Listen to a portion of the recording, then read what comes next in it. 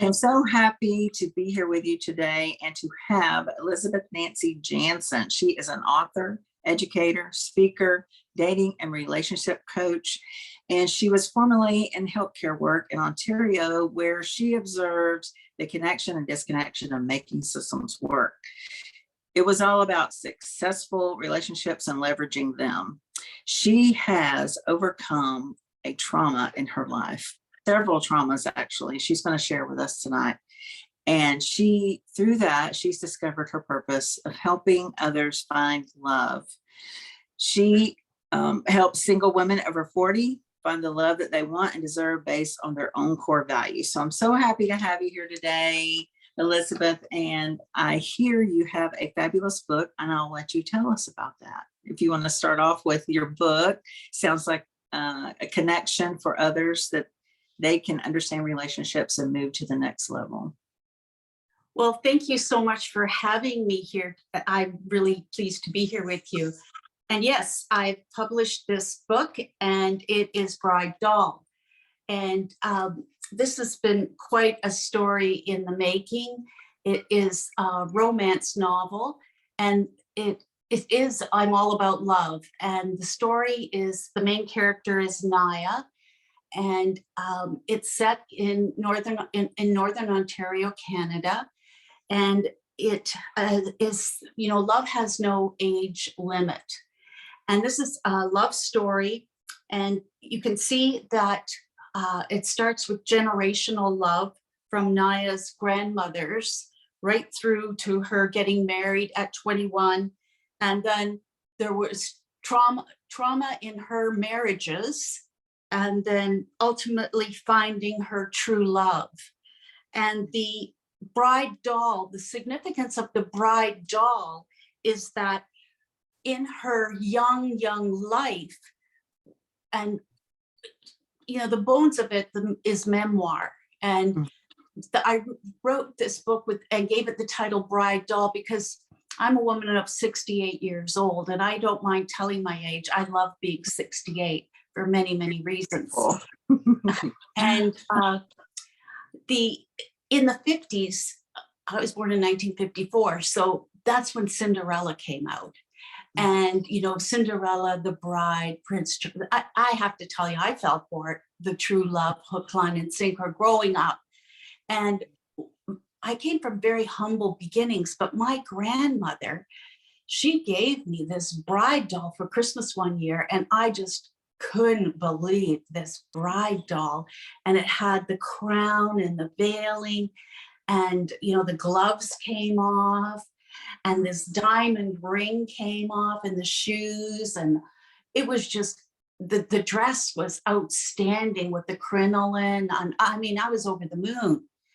So I played with this bride doll.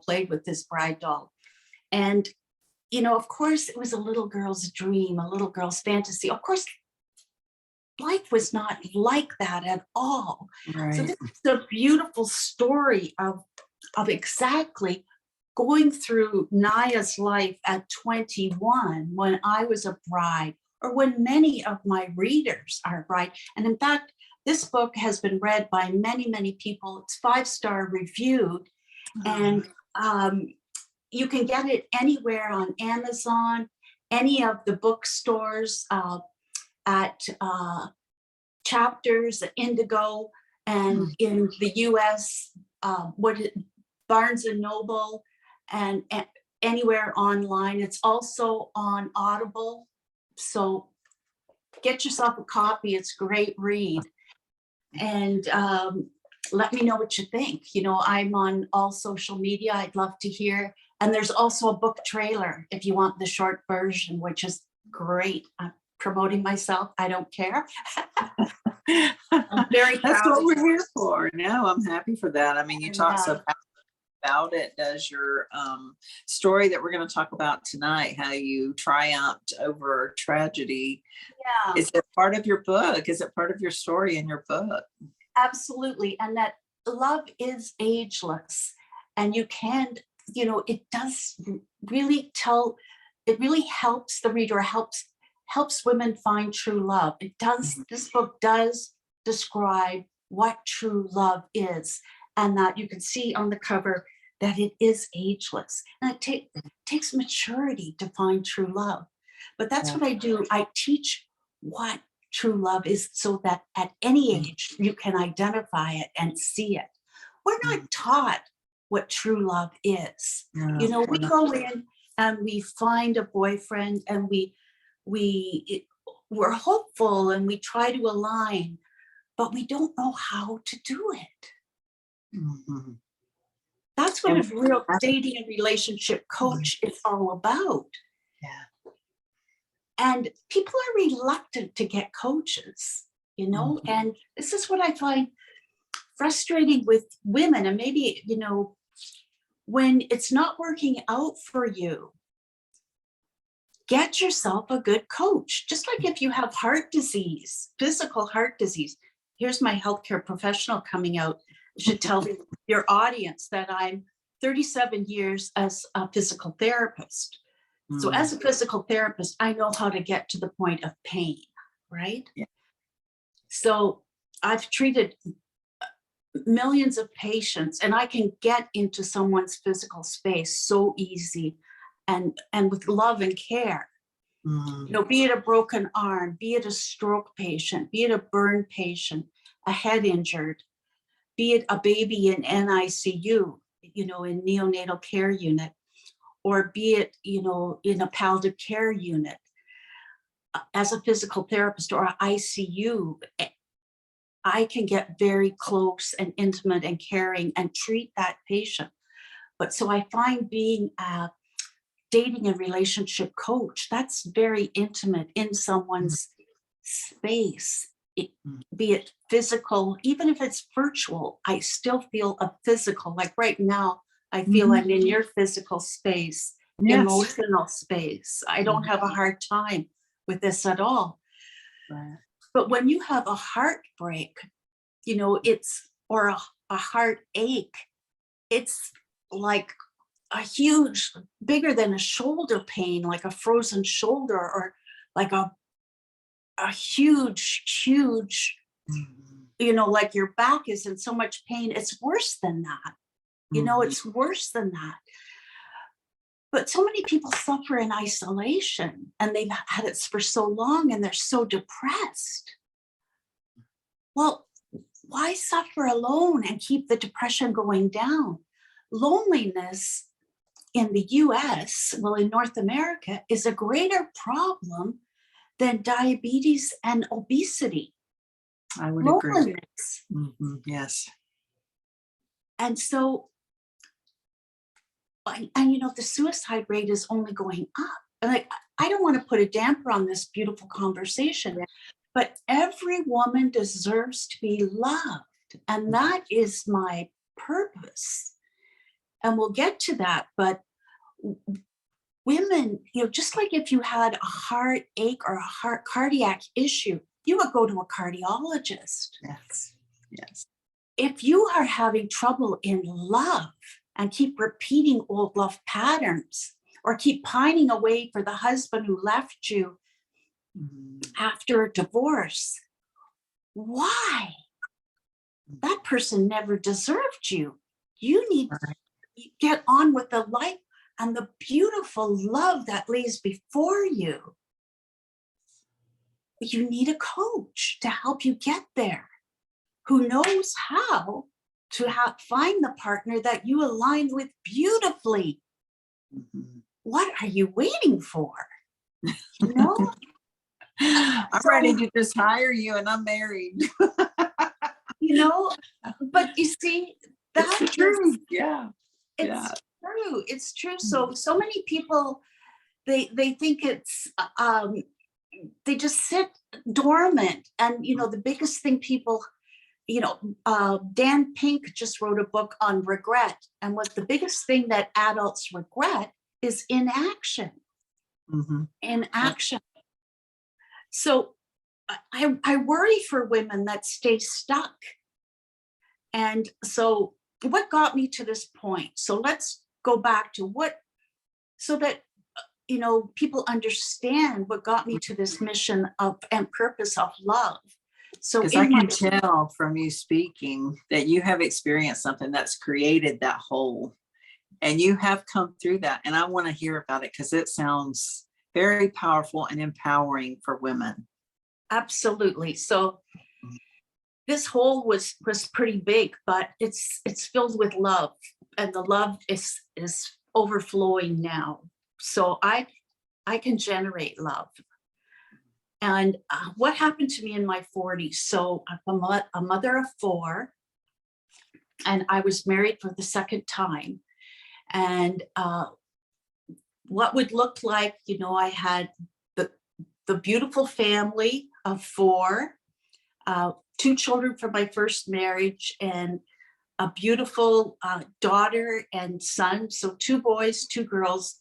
And I was 41 when I had my youngest boy, and he was born with autism. And that just, it was the straw that broke the camel's back. And I had my husband was a lawyer. The 3rd child was a gorgeous, you know, beautiful little girl. My older daughter was 14, and my older son was 12, and the 3rd daughter was 2, and my son was 1. I was born in 41, so you could see the age difference. Yes. And I was director of physiotherapy, or director of a rehabilitation unit of 20 physiotherapists, occupational therapists, and social workers. So I had a big job. Everything was, you know, 2 cars in the garage, big, beautiful house, big social life. Everything looked great on the outside. And I couldn't believe I had this child with autism. And as he grew older, I'll give you a picture of what it was like when he was 8. So he would have a temper tantrum, like beyond belief in the morning. So I would just be trying to get ready for work. So this would be like 7:30 in the morning, and I'd be trying to put my makeup on. So I'm going to say in 5 minutes, he would be banging his head against the wall 50 times. Oh my goodness. Yeah. Yeah. So my husband would be showering and trying to avoid the whole situation.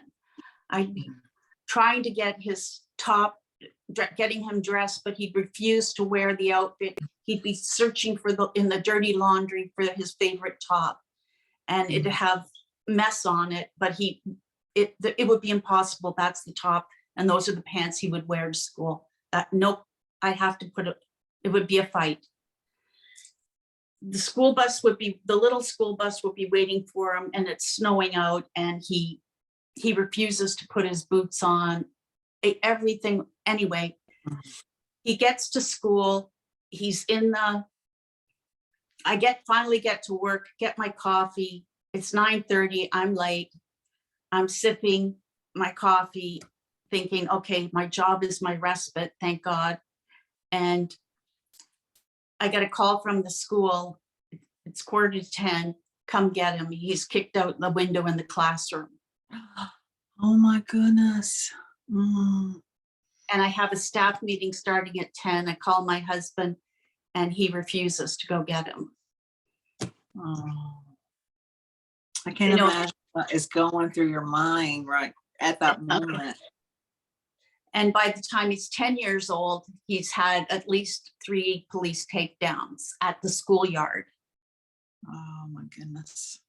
You know, so and he's nonverbal. So in Ontario, he's a beautiful boy. He's a beautiful boy. 80% of the time, he's wonderful. 20% of the time, very violent with his behaviors, acting out. So my way of coping was alcohol. And when he was asleep at night, when he would finally get to sleep around 9 o'clock, I would just go right for the bottle. And that didn't help anyone. It didn't help me, it didn't help him, didn't help my family. And I crossed the line. And, even my friends, when they knew I wasn't coping, let's go out for a drink. Let's go out for a drink. Everything was around alcohol. And I caution women how if easily it happened to me to cross the line. And I just couldn't accept. I was trying to make him normal. Like if he could just speak when he was by 10, if he could just do this, if he could, other people with their kids with autism, they did so much better. Like I was comparing, and I couldn't accept him as he was. And I just had a breakdown. And I hit, as alcoholics say, I hit my bottom. And I hit it so hard that I'm not exaggerating when I say I had to look up to see my bottom. That's how hard I hit. I just feel your pain so much through this because it's your child. You love them unconditionally, but I would just not know what to do. I'm sure you were in a more of a state of just, the alcohol is the only reprieve that I have, so. And so you hit the bottom. Yeah. Go ahead. His family, well, his sister that was 2 years older, I had to protect her because he was violent toward her. Oh. And then when I had to place him in a home, I just lost it because I had to protect her. And then I went really into protection for him as well. Because they're equipped, for that, for an autistic child that is violent and nonverbal. So I know that would be horrible and a hard decision for you. And it was very brave of you. I appreciate your courage to come on and talk about this because it is happening. A lot of families are dealing with this and they need to see your story of how you made it through. A lot of times we do turn to alternatives, but if we keep our focus on that one true light, it's going to come back. Like the love in you, your love light didn't burn out all the way and that hole started to mend, little by little. So what age was he when you placed him? 12. He was 12. And I went into rehab. Well, I went into a psychiatric unit for 2 months when I placed him because I couldn't bear it. I just couldn't bear it. And then from there, I was determined I was going to stop drinking because I needed help and I asked for help. Yes. And, if I could give women a message, when you realize that if you're thinking you might be drinking too much, you likely are, and to ask for help because help is there. And, I don't regret for a minute because, from once I got into recovery, of which I have 14 years of recovery now. And congratulations, that's great. That's very great. Thank you. But then everything turned around for me because then I could accept my alcoholism. And once I accepted my alcoholism, I could accept my son's autism. And I stopped trying to fix it and accept it. And once I did that, I could see only the love in him. Yeah. And that 80% of was all beautiful love. And the more he could love and I could minimize everything that was making him all the things he didn't like or all the things that were irritating him, if I could fix those things, his reaction, his negative behaviors were less and less. So now he's this gorgeous man who he has very, very few outbursts. In fact, they're almost non-existent. Wow. And he has a beautiful, beautiful life. He still has 24-hour care, but he lives in his own place. That's And wonderful. he has a high quality of life. Mm. And so do I with my true love. Yeah. So speaking of that, what was your husband doing this whole time that all this was going on with your son and you, and when you placed him in the home? I mean, what happened with him? He was hiding. He emotionally detached. He wanted nothing to do with it. So this was an example of, I didn't align myself properly with a partner. This was a marriage that should never have taken place. It was someone that I thought I was attracted to. Like, I was very attracted to intelligent men. I was attracted to all the things that I really liked. His family. I liked a lot of things that I thought would make a good marriage, but I didn't align with the important things about finding true love. And that's what I offer in my coaching, and this is a program that I'm offering right now. And I'm doing a workshop, a webinar, and that's going to be on October 12th. And it's Redesign Your Love Blueprint, how to have the love you want. And it's all going to be around how you find and work your own core values, okay?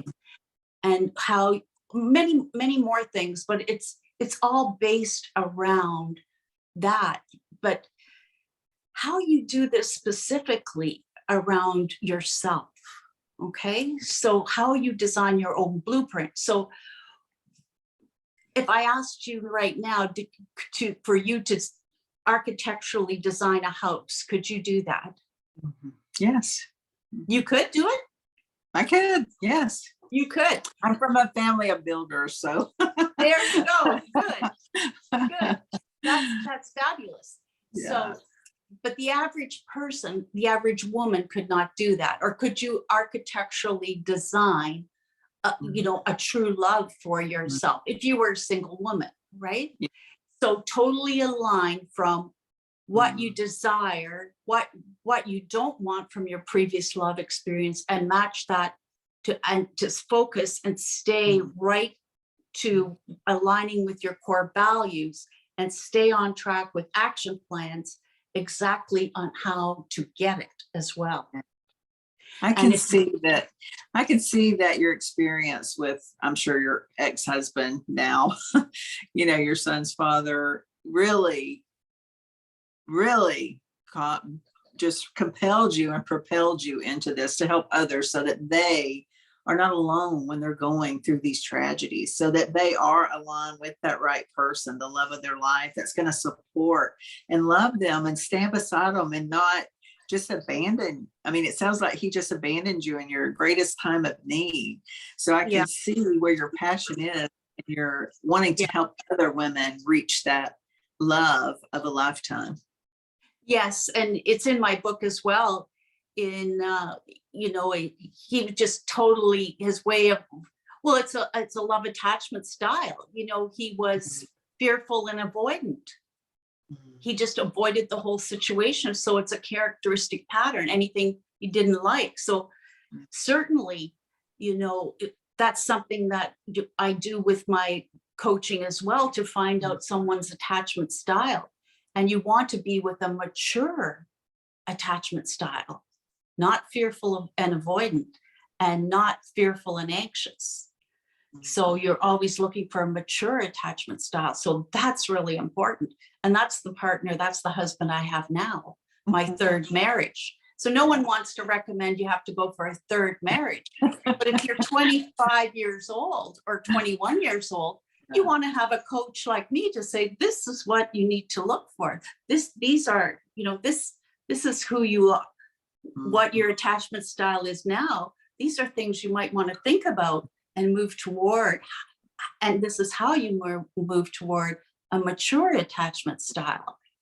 And I can tell, because you're glowing when you talk about him. Yes. So I can tell he is your aligned love of your life. So that's wonderful. And that's, the story tells you about it and tells you how you can recognize your true love when you can recognize one of your core values in someone else displaying them.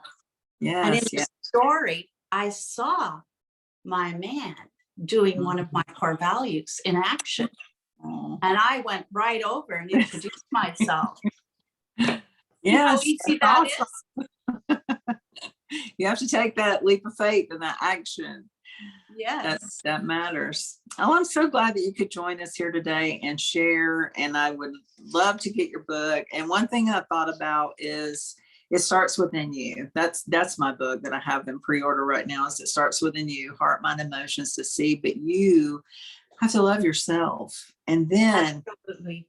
honestly, you would just attract your alignment to you. And I'm sure you cover that in your webinar and your seminar. So I can't wait for people to join you and understand their alignment and really step into love, because I am all about Be the Love. I want to have a love conference. So that's going to be coming up maybe in a couple of years. I've got to get a person from every state, so I want to have that happen. But I really appreciate you being vulnerable and courageous and brave to share your story. I put down the 3 A's. You went from having an autistic child to alcoholism to an awesome mom. So awesomeness. I just put awesomeness down is what I put. So I am excited to read your book and see how you came through that, because it definitely is a powerful message for others, to not turn to alternative things, but really love themselves and get the help that they need. And I'm so happy that you did, because you're here today with us and you're here to change people's lives, get them connected to the right people, and to share their love life with them for the the end of their life, their sunset years, whichever you want to call it. But I love that. So where can people find you on social media, and your email address or website? Yes. So I'm on social media. So TikTok, Elizabeth Nancy Jansen. I'm having fun. So people to please follow me on TikTok. I'm on Instagram, Jansen Elizabeth Nancy, Facebook, Elizabeth Nancy Jansen, and Twitter. True Love Coach 11, Elizabeth Nancy Jansen. You'll find me. Oh, not wonderful. And my website is www.elizabethnancyjansen.com. Awesome. So everyone, if you are feeling like you cannot find the love of your life, or you're in the wrong love of your life, Miss Elizabeth Nancy Jansen can help you find that alignment. And she's got a webinar coming up on the 12th. I will include the details in the podcast notes. But reach out. And if you need help, if you're going through something, whether you're alone, if you're depressed, if you're struggling with alcoholism, as Elizabeth struggled with and overcame, you can overcome that too. It does not have to have an emotional hook in your life. You can break free from that today. And I am so happy that, Elizabeth, that you were on the show, and thank you for sharing from your heart. I really felt your message, and lives are going to be changed, and love connections are going to be made. I can't wait. So thank you so much. Much love.